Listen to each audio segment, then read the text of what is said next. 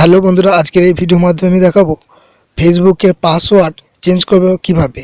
তো ফেসবুকের password change করার জন্য প্রথমে আমাদেরকে ফেসবুক অ্যাপসটা ওপেন করতে হবে।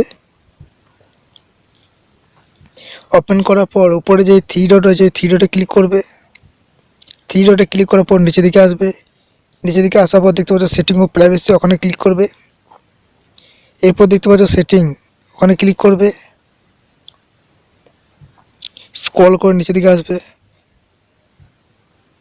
নিচে দিকে আসার পর দেখতে পাচ্ছ setting and logging, security and logging, ওখানে ক্লিক করবে।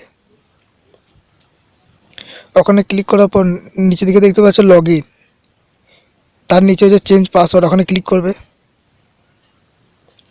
ক্লিক করার পর উপরে দেখতে পাচ্ছ কারেন্ট পাসওয়ার্ড, ওখানে তোমার এখন যে পাসওয়ার্ড আছে সেইটি দিবে। তারপর নিউ পাসওয়ার্ড, এখানে নতুন যে পাসওয়ার্ড দিতে চাও সেটি দিবে। তারপর রিটাইপ নিউ পাসওয়ার্ড, মানে যেটা এখন নিউ পাসওয়ার্ড দিতে চাও ওই পাসওয়ার্ডই দিবে।